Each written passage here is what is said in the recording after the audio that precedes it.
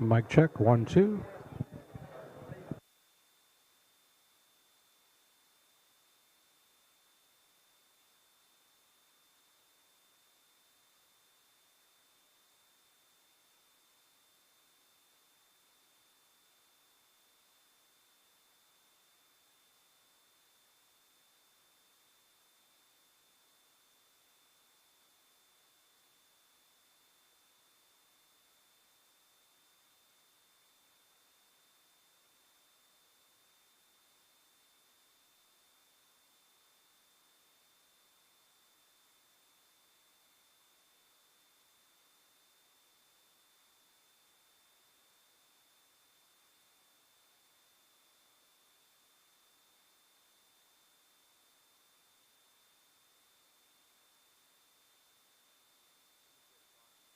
Okay.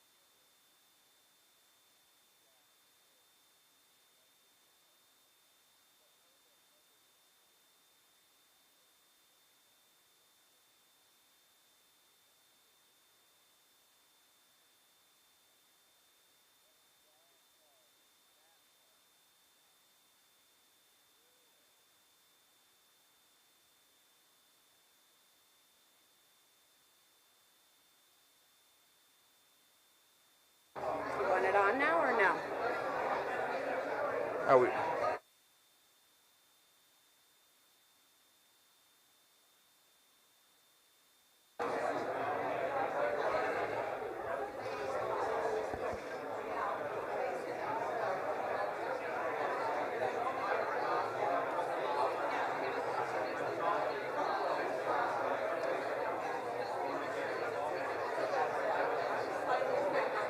Good morning, everyone. I hate to interrupt all of the networking that's going on because we really know that's the main reason you're here, and also the bacon, right? Which I don't get to partake in, so I'm having to smell all this wonderful food, and I have to stand up here at this podium. Yes, I am not Helga Van Eckert. Unfortunately, she has moved on to a great opportunity, and so I am filling in her stead. I am Cyrus Callum. I am the Director of Aviation and Economic Resources for Volusia County, and I am pleased to have such a wonderful turnout for our first quarterly Q. So thank you all for being here. I have a few housekeeping items before we get started. Of course, I get distracted, so if your cell phone goes off, I will get thrown off my track. So please, if you can turn off your cell phones or at least put them on vibrate. Also, bathrooms are to the right side through the double doors. So if you come out the main lobby there's some bathrooms back in the corner. Also on this right side here through these glass doors, there is a restroom. And if anyone needs to get up during the presentation, please feel free. Also, today's event is going to be live streamed on YouTube and other associated social networking outlets. So we will have that live captioned as well. And to view the presentation and the live captioning, go to floridabusiness.org in the Media Center and look for closed captioning. So at this time, let's all rise and do the Pledge of Allegiance. I pledge of allegiance to the flag of the United States of America and to the republic for which it stands, one nation, under God, indivisible, with liberty and justice for all. Thank you.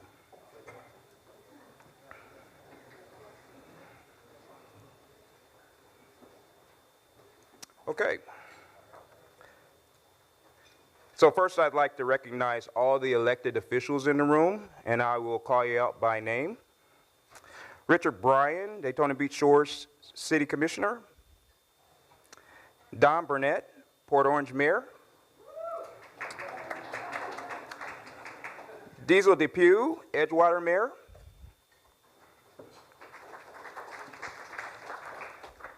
Deborah Dauble, Edgewater Council Member.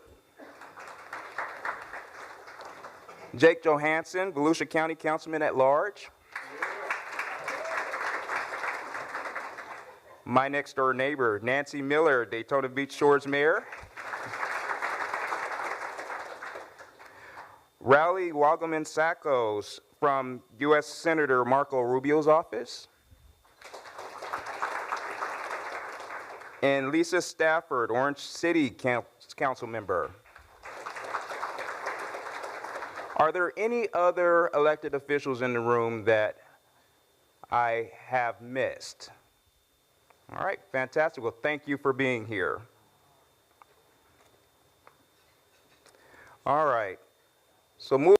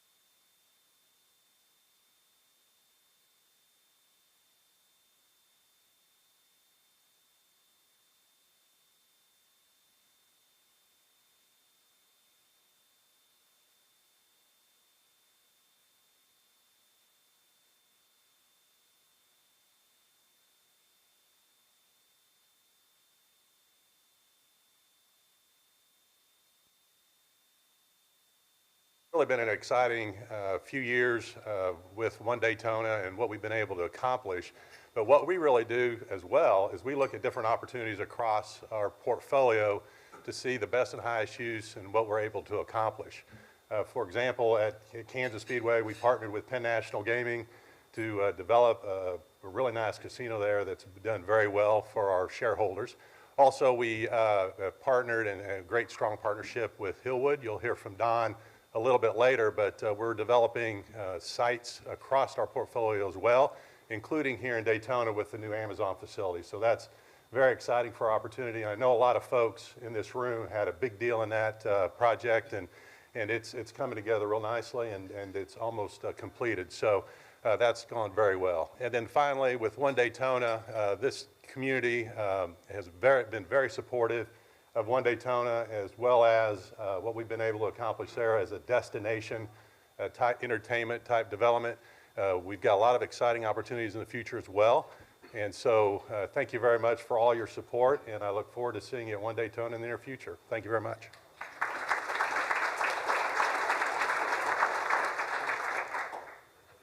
And once again, thanks for our sponsor, One Daytona, courtesy for this wonderful breakfast that you all have enjoyed. So with that, let's get into an overview of what has happened during the first quarter of 2023. So this is for all new and approved permits that have taken place throughout the county.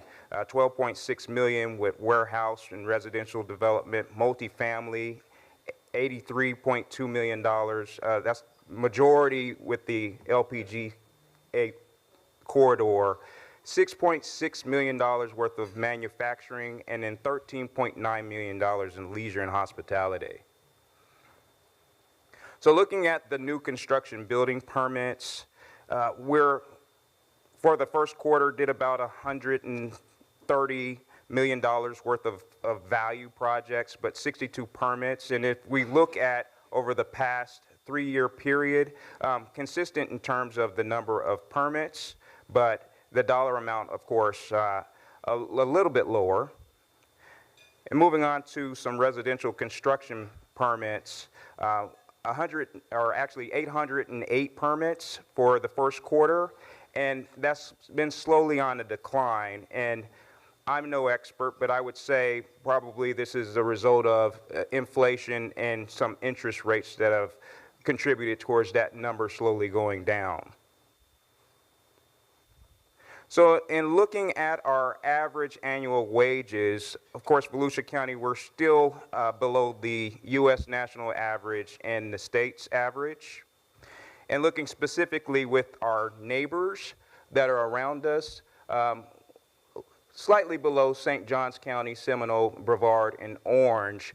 We just had some business support programs that were approved by County Council in April, and we're hoping that that helps support some job growth initiatives that will hopefully bring some entities into our community that will bring up those average wages. So I'm looking at some of our super sectors, of course, information, doing the best with regards to average annual wages. Leisure and hospitality, of course, with the nature of how those wages come into play, still near the bottom, but education and health services doing very strong right now. Also trade and transportation, even though they're below our average county wage, there's a strong number of people that are working throughout that industry. So one of Helga's favorite slides. We can say that we have completely recovered from the pandemic. If we're looking at the numbers back in January of 2020, we have far surpassed those numbers through March of 2023. Our available labor workforce, 274,000, and the number of people that are actually employed is 266,000, resulting in an unemployment rate of 2.9%, which is fantastic. And so businesses, of course, are still having some challenges finding qualified employees. And so how we are trying to connect that gap is through people that are graduating from our school system. And of course, naturally, if you consider high school, the majority of those are going to be general education. But in looking at this slide, there are some situations where you have those that are graduating out of high school having additional certifications and skill sets through their graduation process. So with that, some of these numbers, there's some duplicates because they're graduating with the high school diploma, but then they may have a certificate in another arena to help kind of champion that effort as they move into the employment sectors. So those that are graduating from bachelor's, master's, and doctorate programs, of course, the STEM industry is leading the way. 1,450 completed that in the 2022 period. However, these individuals are leaving the community, so we're working on ways to get more STEM employers into our county to make sure that we keep people here in Volusia County. And this is just another breakdown on what our graduates have been completing. Of course, leading the way, business and economics with over 2,300 that have graduated. And then, of course, STEM, as I mentioned before, which is very popular, one of our focus areas that we are trying to take advantage of, but they're following close behind at 1,600 graduates. So in talking about our economic pulse, Boston Whaler, of course, doing wonderful things out in Edgewater with a 325,000 square foot facility. Northwest Lyman College, they have future plans to expand for a training and classroom facility. Of course, the Deltona Pre-First Mile facility, the first in the United States, is coming into our area. New Smyrna Beach renovations for Chase Components is a luxury retail space that we are happy to have in the county as well. And then also Ink Trends is a new Holly Hill corporation that will be bringing their headquarters into the area. So with that, that's going to complete the quarterly update in terms of the presentation. Now I would like to get into introducing our panelists who you've all come to see, share some great information about the development industry. So first, I'm going to introduce one by one Mr. Don Schoenheider. Pardon if I missed the pronunciation. So Don, he is the Executive Vice President of Hillwood, a Perot company. He brings more than 30 years of real estate sales development management experience to Hillwood. He's based in Chicago, and he manages all functions of operations for Hillwood and pursues development and investment opportunities in markets such as Indianapolis, Columbus, Detroit, and Milwaukee, all great Midwestern cities. He and his family reside in North Suburban Lake Forest, where he's recently concluded serving 2 terms as mayor. Our next panelist will be James Ford, and he's the managing partner of Trust 3 LLC. For the past 15 years, he's been a managing partner at Trust 3 LLC, which is now a Florida-based real estate development and consulting firm. Prior to this, he was a partner at Centerpoint Properties Trust, and he's a co-leader in many intermodal logistic projects at Centerpoint, developed starting in 1998 with a value of over $1 billion. Most recently, is focused on supply chain solutions, including e-commerce and last-mile projects. And then our last panelist will be Scott Claiborne, and Scott's the Director of Development at Onicx Group. Scott manages current and future development projects, oversees public processes and approvals, designs, budgeting, and construction. He's built a strong network of partners to identify and create revenue opportunities in new asset classes with a focus on multifamily and industrial. So please, let's welcome Don, James, and Scott.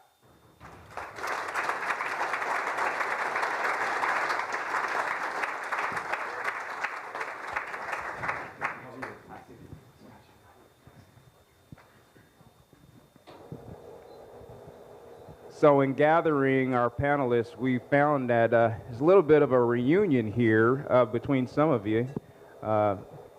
Always happy to bring great minds back together, so I'm sure you guys have a ton of stories to share, probably some inside information about some things.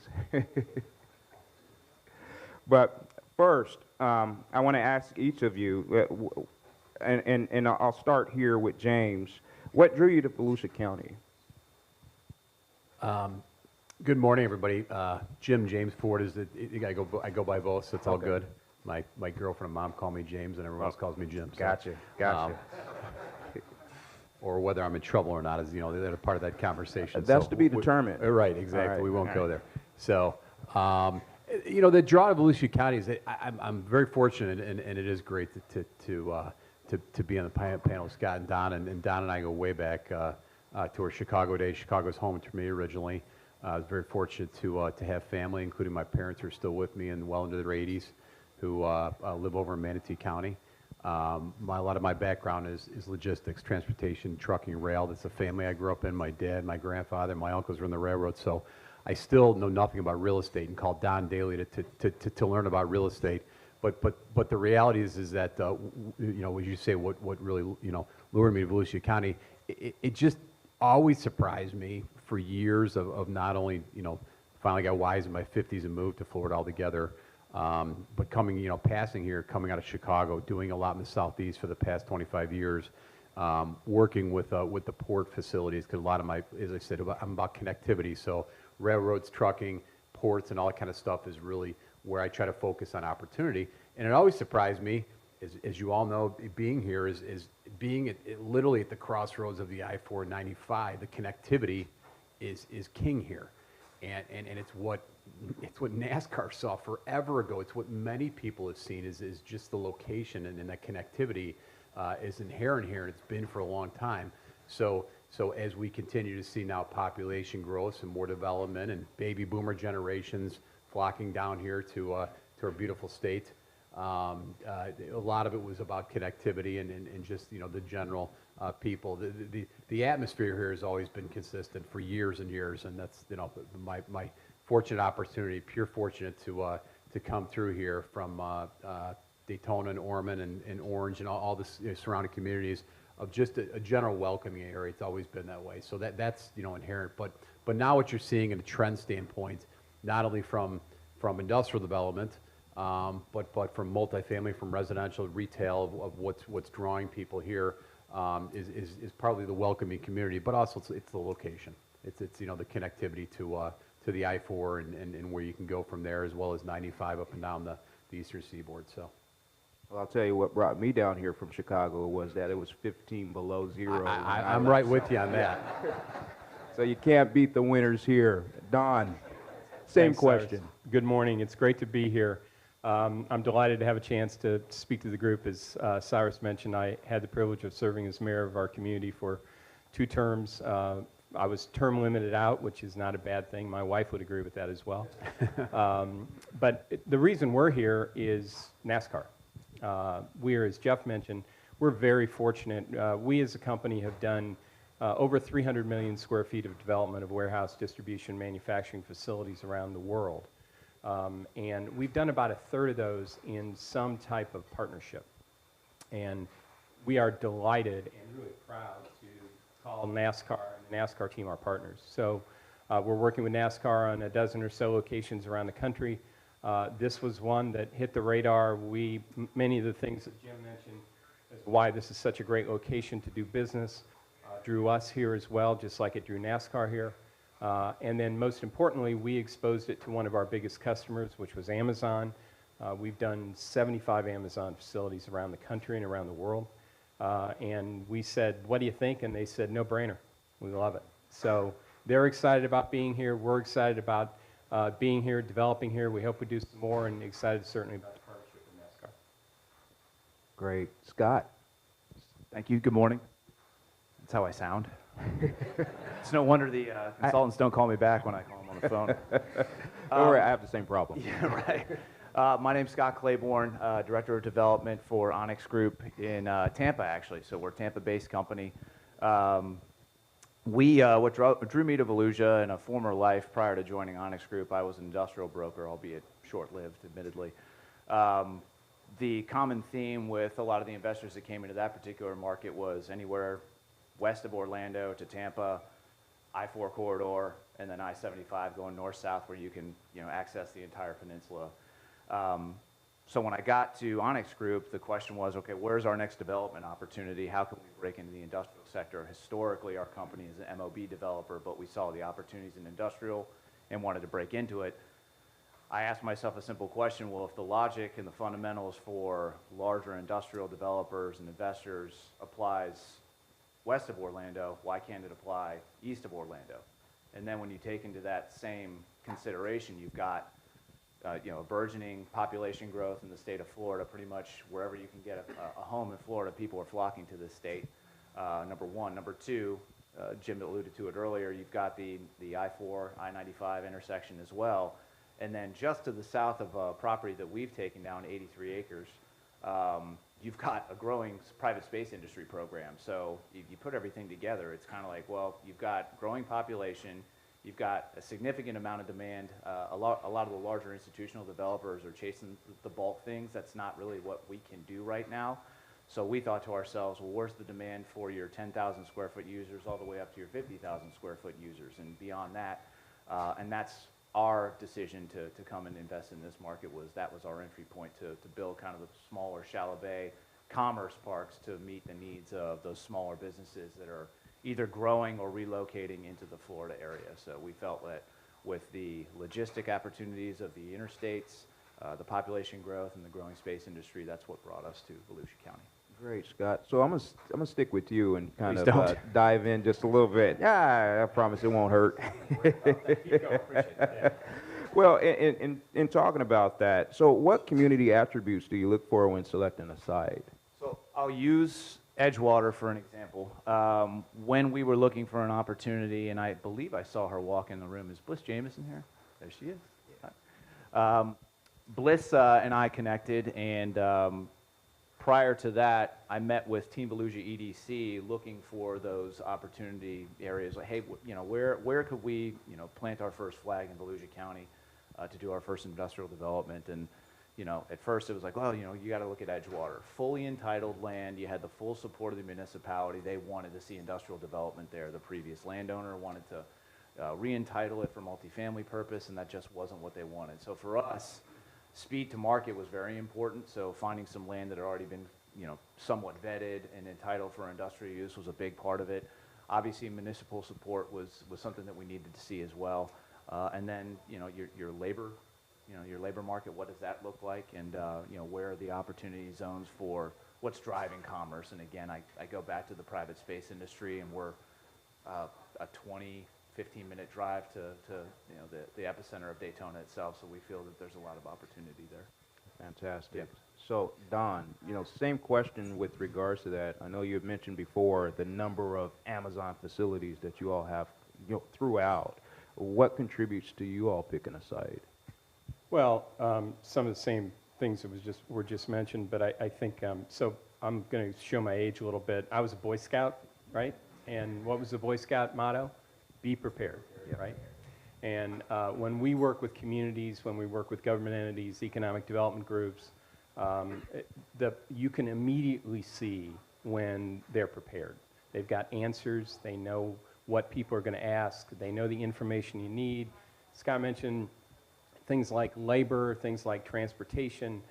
We live in a very upside-down regulatory world. And some certainty about regulation, zoning, entitlements, those kinds of things are critical to our customers as well. And the thing that all of us have started to hear about a lot more, and we're all going to hear about more in the coming years, is availability of electric power. That's another big issue. It's gone from being a, oh, by the way, to first question that gets asked. What's going on with the power grid? How much can I get? What's the reliability? What are the costs? Where's the power coming from? Is it green? Is it sustainable? I mean, the kinds of questions that 10 years ago, maybe even 5 years ago, young guys like Jim and I never got asked. Now those are the first ones walking out of the car, tell me about the power grid. So being prepared, having those answers, having a powerful, informed economic development group like you've got here is the first step in a lot of success. Thank you. So, Jim, you're not in trouble anymore. Yeah? So, do you have a client base that you work with, or a case-by-case basis? So, as I said, my background, a lot of it is true transportation related. In fact, TRACE, my company, stands for Transportation Real Estate Solutions. So I always look at this, as I say, this connectivity aspect. So whether that's, port to ground to rail to trucking, so it's kind of intertwined with a lot of Don and I's tenants and what their needs are, is understanding their business. So then again, early in my career, is a lot of just pure intermodal. So it was containers, lift on, lift off, and they've happened here, and try to figure out the port, ports. I mean, the first time I went to, Jacksport was easily 25 years ago, or Savannah or Charleston, even down to Port Everglades, even right here locally, some of the ports, Canaveral and others. So it's kind of understanding that. So a lot of my customer base in general is driven by what market and movement of goods is about. As Don said earlier, and a lot of people view it, difficult not understanding the supply chain, is that the more we sit there and click online, the more that there's need for demand for last mile e-commerce type space that a lot of us, we don't understand, and there's nothing wrong with it. And asking those questions are important to us. So when getting back to your question, Cyrus, about who the tenant base is, a lot of my education of me learning, as well as hopefully sharing my knowledge or what I've learned along the way with others, is about supply chain, the evolution of us as consumers and sales. So really a lot of who I'm dealing with nowadays is end up getting to you, the consumer, goods to your door the way that you chose to buy it. One thing that happened during the pandemic that all three of us are aware of is that it's a kind of a weird status that for every $1 billion of retail sales, whether that's going to Publix or Winn-Dixie or bricks and mortars, we call it, picking it up yourselves, or ordering online from Macy's, Amazon, Target, Walmart, they're all in the business of last mile delivery to your house. For every $1 billion of sales, it takes 1.2 million square feet of industrial property, like we all develop, whether that's small or large, to get it to you as a consumer.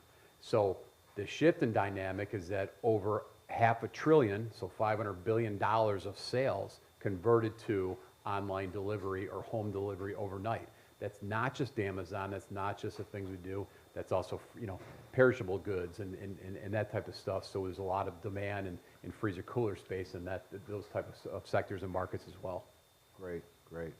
So the pandemic left us with a pretty tricky economy. So of course that comes with some challenges. So I'll ask each of you, what challenges in general have you been facing as a result of that?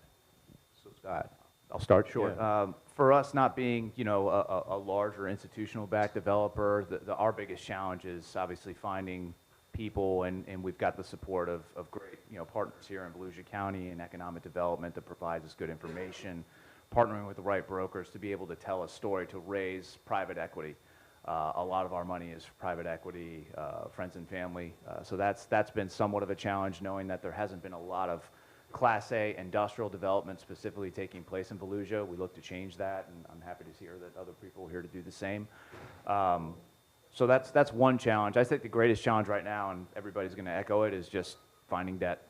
That's real hard right now. It's very expensive to borrow money, and it's making things a challenge to just get started in a lot of ways. So Don, what do you think about that? No, I would echo Scott's comment. I mean, debt is very difficult.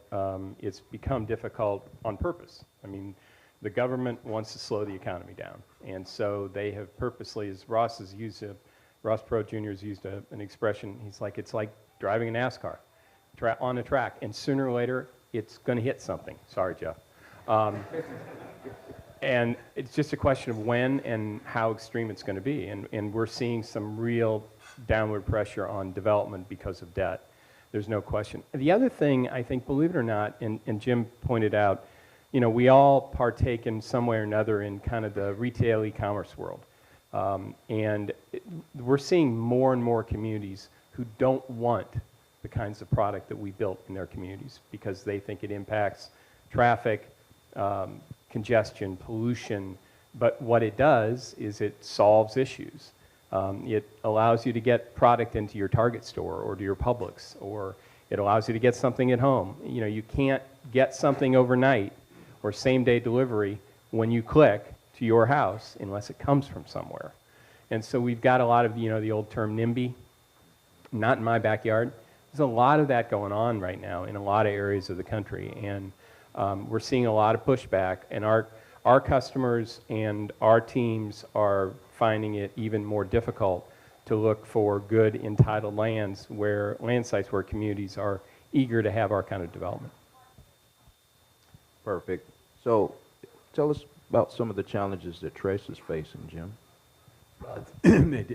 I'm loving this because all these ideas and thoughts are going through my head of what Scott and Don are talking about. Is that first off is that Scott had mentioned about people and people as a resource. And listen, as a country, as a society in general, we're changing all the time.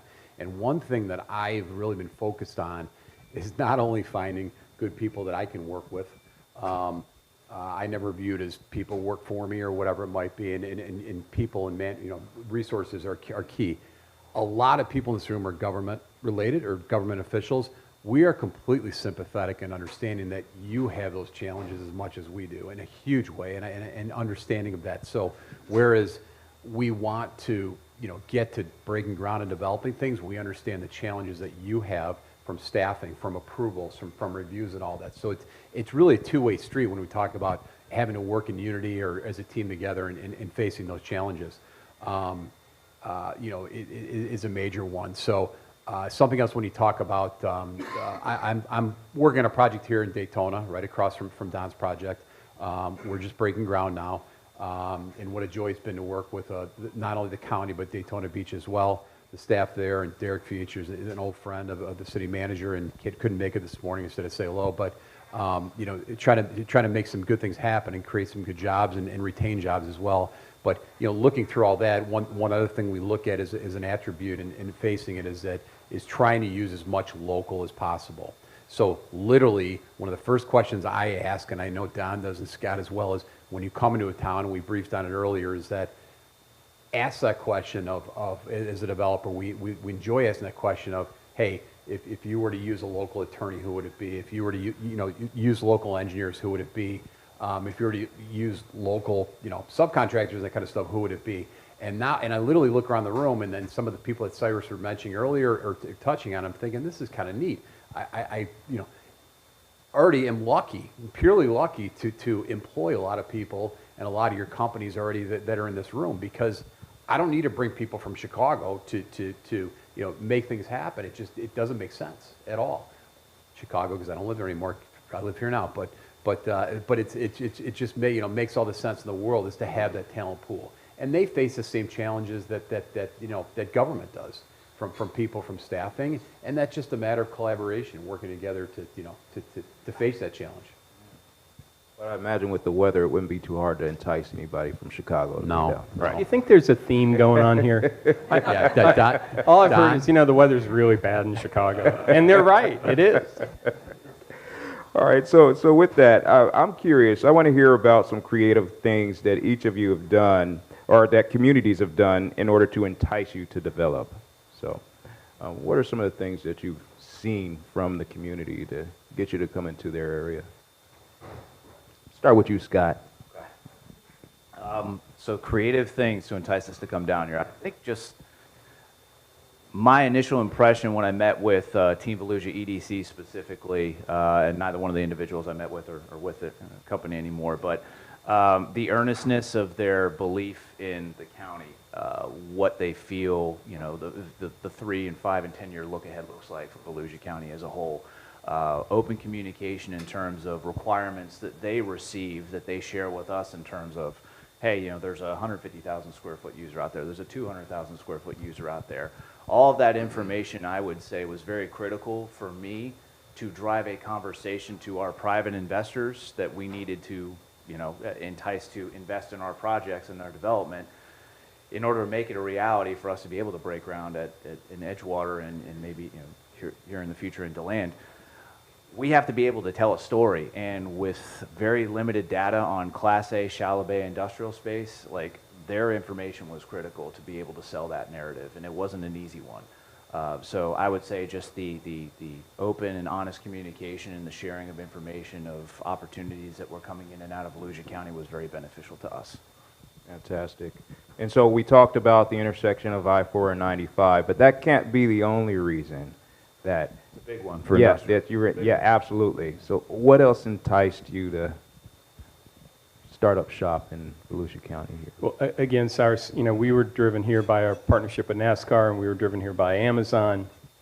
But a lot of what we're looking for is the same thing Scott and Jim have been talking about, which are, necessary infrastructure and the amount of labor that's available. And we talked about power. One of the things I think, and Scott touched on it as well, is the ability for a community to be prepared to have answers. Our clients want answers to questions. They want to understand how they get product from one place to the other. We've seen communities who have taken resources that they intended to put in one place, and if there's a driver to see a new development, they'll reallocate those resources over, whether it's infrastructure or being flexible with codes or being flexible with time that is required to get something built or get something finished. It's really about being able to accommodate a time frame and a timeline for a lot of our customers that continues to change, and it's continued to shrink down. When at least Jim and I got into business a long time ago, I started when I was 5. We used to have a lot of our customers would have a 18 to 24 month horizon once they started a project. Now it feels like it's 18 to 24 weeks or 18 to 24 days. Can't tell you that we'll build speculative warehouse buildings.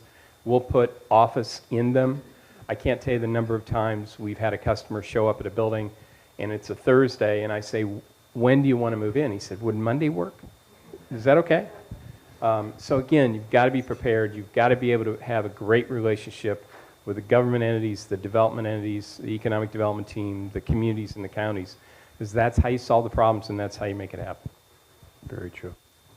Jim? Well, Don is spot on, is that once it gets to the point of either board approvals or decision making from a lot of our tenants or retailers or supply chain people, they can't wait. And so the reality of us building speculatively and not then trying to convince your capital, Scott, right, that you're going to invest $50, $100 million, whatever it may be in a project, up front with no tenant in place, but the only way to get that tenant is to literally have the walls vertical and be moving on it. It's scary. I have many sleepless nights about it. My partners here in Daytona, I should say really the owner developer, Cares Site Development, Cares Capital, does a lot in the freezer cooler space too. So we are planning on building a speculative just like Trader Joe's did out here on 95, building a speculative warehouse, a freezer cooler space over 200,000 square feet on our property, and the cost of that per square foot and the investment is huge. But the reality is that the only way we're going to find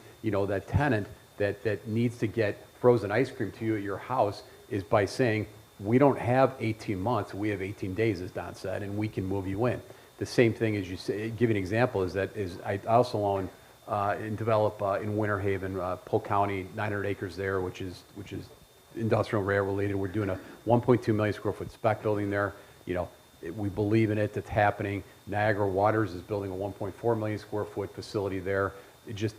We're happening here in where we're at locally, which is great. My partner in that, Jonathan Tratt, built a 1.4 million square foot speculative industrial building in Phoenix, where he is originally from, and didn't have a tenant for a while, didn't have a tenant. Well, Home Depot knocked at his door one day and said, we need it now, like today.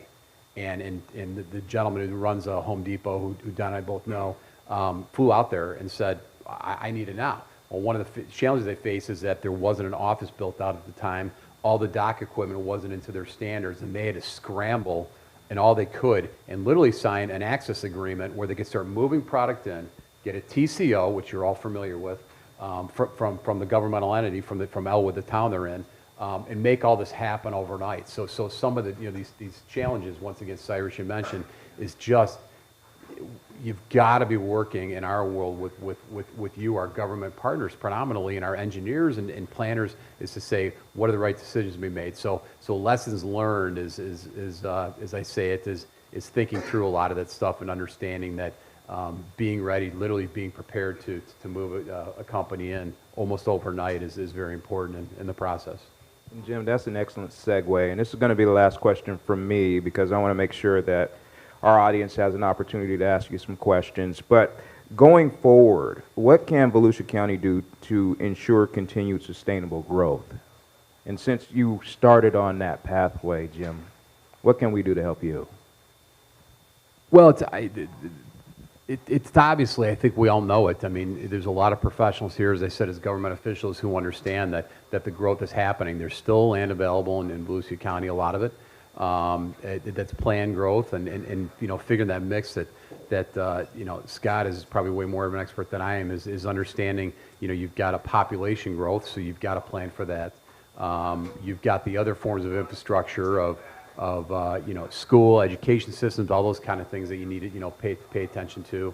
But then also you need the resources that Don and I, and Scott as well, focus on, of you need to feed people, you need to, clothe people, you need to, we need to do all these things, and there's an infrastructure involved with that. So it's just kind of, focusing on the 10,000 feet sometimes is what I need to stop and do, as opposed to just focus on individual projects, is to say collaboratively, what do we all have to do together to have controlled and sustained growth, and how do you manage that? So, Don, what can we do to help you? Thanks, Cyrus. Breakfast was great, by the way. yeah, bacon was great. Well, thank Jeff. Yeah. So, much as Jim and Scott have said, it's back to the idea of preparation. The other thing that you want to do is, I'm a big hockey fan. By the way, I stayed up way too late watching the Panthers game last night. Gretzky always used to have the line, you don't want to skate to where the puck is, you want to skate to where the puck's going to be. And when it comes to development, when it comes to economic development, that's how you want to think about it. So one of the things that we spend a lot of time thinking about is this whole issue of sustainability. Our customers, our investors, our company are all very focused on sustainability. Everybody's probably heard of the term ESG. Every company now has an ESG person or team or department. Every company and their investors, whether they be public or private, are focused on sustainability. So we talked a little bit about, Jim mentioned power. You're talking about a huge issue with power coming up, but how sustainable is it? How available is it? How do you deal with sustainable issues? Where does that power come from? 80% of the power in the country comes from fossil fuel plants. Again, not a political statement, but the administration in Washington wants those to go away. It's not going to happen overnight. So the idea is you need to be thinking about the things and anticipating the questions that the developers and the tenants are going to ask. So that, again, you're prepared. But the big issue of when we design buildings, things like where are the EV chargers going to go, and where are the self-driving trucks going to end up? How many are there going to be? We need to think about that because, again, Ross loves to say we're not building buildings for 5 years or 10 years, we're building buildings for 50 years and 100 years because they're going to be a part of the community for a very long time. So we need to think about how that impacts the community a long way out, and working with a great team like you have here is critical in that. Scott, what can we do to help you? I would say, just in my experience working with Volusia County over the past 2 years or so, is that remain pro-development. I live in Hillsborough County. I can tell you Hillsborough County, it's like pulling teeth to get them to buy into this stuff, particularly right now. Maybe that's because of the exponential population growth in that area, but I can tell you it's hard. Whereas here, we've been welcomed with open arms. Everybody's been very supportive, again, sharing of information. Don mentioned anticipation. I'll use an example. Samantha Bergeron's in the room. I ran into her earlier, but she works with the City of Edgewater. The parcel that we took down there, 83 acres of which we're going to roll out the industrial commerce park over the next 3 to 5 years, depending on how quickly the economy recovers. they saw the opportunity in that particular parcel of where if we could incentivize a developer to come in and build industrial, that's really what we want. And if I'm misstating, I apologize, but I believe that they actually built the road that leads up to the southern portion of our property line and brought all the utilities right to the edge.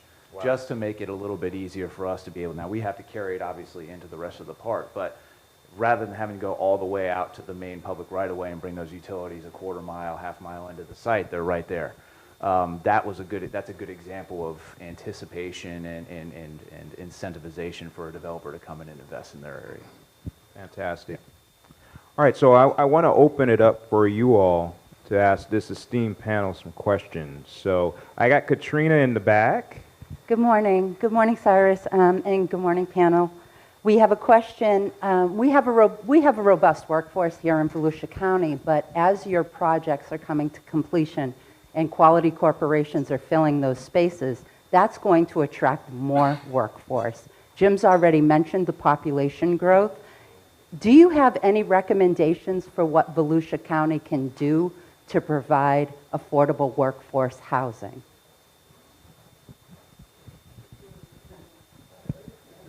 That maybe in my wheelhouse a little bit. I'll do my best to answer it. You know, when we invest in multifamily, and it's not my vertical concentration within our company, but when we invest in multifamily development, for example, you know, we're looking for areas where I would say that the population growth is proven and it's established, and in those particular situations, we'll look for opportunities to invest. How it relates to affordable housing, I know that's kind of a government-supported type program. I'm not very familiar with it, but I can tell you that, you know, based on the growth that we've seen in the, I would say the outlying parts of Daytona, there are opportunities for multifamily development, and I actually believe just to the west of 95, you have the Miami Corporation. Bob, what's the name of that development? Yeah, Farmington. I mean, you're going to see a tremendous amount of growth from a residential, retail, multifamily, and even industrial component there over the next year or so. And hope that answers the question. To follow up on that, it's not just a problem that's unique to Volusia County. No, not at all. It's a circumstance that's nationwide. Can't tell you how many times I get the same question from someone saying, how can I find the ability to get workforce housing? Where do my people live? Where are they going to work? We can't, typically someone who works in a warehouse will, and the studies have shown, they'll commute about 22 to 25 minutes to go to work, no more. So if you don't have that kind of housing available for those types of workers and associates, you're not going to be able to attract them. So it's a big challenge everywhere, and it's a challenge that a lot of municipalities and counties are tackling by looking for sites and entitling sites and using, as Scott said, incentives to try to encourage more of that housing development. But it's a struggle everywhere. No, it's true. I mentioned earlier I've got a big project in Polk County in Winter Haven, and Winter Haven faces the same challenge. A lot of their work in a great populated area there around Lakeland, Winter Haven, Bartow, Lake Wells, Haines City, I mean, all that. And a lot of their population, they're done. They have a comfortable place to live, but they go to Tampa to go to work. And so if they could get employed locally, they would do it in a heartbeat. You know, Polk State College is doing a phenomenal job. So this education system of job training, that kind of stuff is part of the discussion. But you're right, to attract that. In fact, my feet are still dirty because I stopped at my job site this morning and checked on things with the fog rolling in. But they were actually training or giving a safety briefing to 2 new employees there. And I overheard these 2 gentlemen talking before they jump on their equipment and start moving dirt around.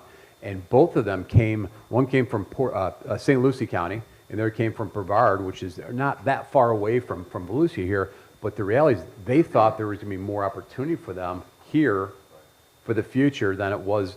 Just no offense to those 2 counties, because I do stuff there too. But you know, of up here because of what they see happening locally here. So. All right, Katrina. Yep. Like Connie has a question here. Yep. Thank you. Dawn, you mentioned about having power. What kind of clean energy technologies are you looking for?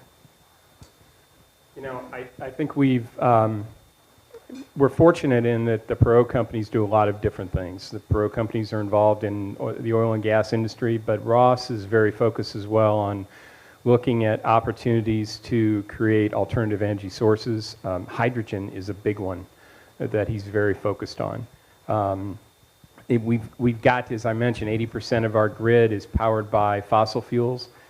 It's going to change. It's going to be different. And as we continue to see the grid demand get higher, we're going to need to look for alternatives. You know, nuclear is probably the other option that is certainly on the table. A lot of people are opposed to that. But, you know, looking for alternatives like a hydrogen fuel. We've got actually a hydrogen fuel cell operation at Alliance, Texas. So we're looking for alternatives. There's no great obvious answer right now, you know, but we do know that we need to be out in front of it. We need to be thinking about it, and we need to be looking for those alternatives. Do you want to see more solar or like wind or like water power plants? Yeah, so we have an active program where we're placing solar panels on the roofs of our buildings. A lot of our big development competitors are doing the same. We're getting started with that. We're designing our buildings so that they can accommodate solar panels from a structural standpoint, from an operating standpoint. Our tenants are really eager to get involved in solar. It helps them. It helps their sustainability goals, their ESG goals. It's a good thing for everybody. We've not seen the demand on the wind side that we've seen on the solar side. And solar panels actually, you know, the e-commerce world has slowed down, but the energy-related businesses that we're all seeing are taking off. We do a lot in Detroit. We've done maybe as much in Detroit in the last 5 years as anybody. And it's really driven by the EV supply chain and solar operations. And so I don't think there's any doubt that solar is very high on the list. Solar panels are coming down in cost. They're easier to be produced. They're being, through government incentives, they're being produced in the U.S. now more often than they're being produced in China or elsewhere. So that's definitely where the puck's going to go. Technology's improving in solar panels Absolutely. too. Yep. And just while there's a resource that is important is that because you had mentioned water as well. I mean, water is becoming a huge concern in all forms of development, not only of the availability and potential of recycling, about recapturing stormwater is an option. Everywhere I go, from you know, nationally, is water is definitely a big topic and concern. You know, do you know John Dickert, the mayor recently? So, an old friend as well that Don and I have was the head of the Great Lakes Council, of using the Great Lakes as the water resource, and not only recapturing but recycling, whether it's for potable water, consumable water, or non-potable sources for our irrigation systems for processing. You know, as we see a lot more, hopefully, onshoring and good job creation back in the United States and all of North America is where it's trending towards. You know, water is going to become a huge topic as well. And Don's right, though. I mean, you know, power is that. I think about my project in Winter Haven. We had horrible power reliability, lost some major deals because of it. Thankfully, our partner there is TECO, and TECO's really stepping to the table to give us the power we need for the future of the park. How does the rise in property insurance and lack of access to it affect the continued growth of industrial properties in Florida? Scott, I'm talking too much. getting the hard Sorry, ones. Scott, Yeah. I'm talking too. Jim and I had this plan before. Whenever a hard question, we turn Hey, to Scott. Take it to me. I'm going to talk about this from an assumption-based standpoint, but what I can say as it relates to property insurance and those costs, you know, we do have, you know, CAM, which is our operating expenses for industrial property, and more often than not, that's something that's rolled into, you know, a lease agreement with a tenant that might be on our site. I would suggest to you that when it comes to industrial products specifically, you're talking about steel reinforced structure, concrete tilt wall panels. It being in the state of Florida, it's almost required that you're going to have impact resistant glass. I would think that that is more so maybe a problem for residential and multifamily type construction than it would be for pretty significantly and substantially built industrial buildings. That's just one man's opinion. No, that's true, and you know, it's a good. I mean, Don and I are lucky, and Scott as well. I mean, to travel well beyond our great world here in Florida. But yeah, for industrial, it's unique because you know you think about Irma and stuff, and nowadays of us building a concrete steel type building, the worst probably is going to happen is the roof's going to blow off. So there is some liability there. But I do see the premiums going up even in industrial.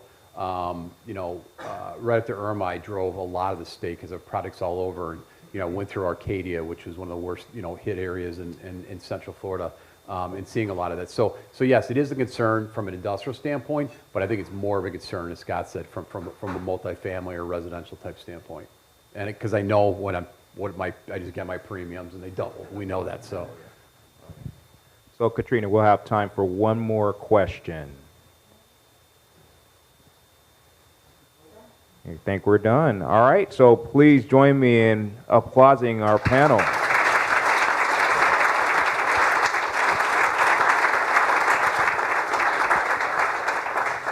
So once again, I want to thank Daytona. I want to thank Jeff Berger and NASCAR for sponsoring our Q, and look forward to seeing you in another 3 months. We do Q2. Have a great afternoon. Have a great weekend.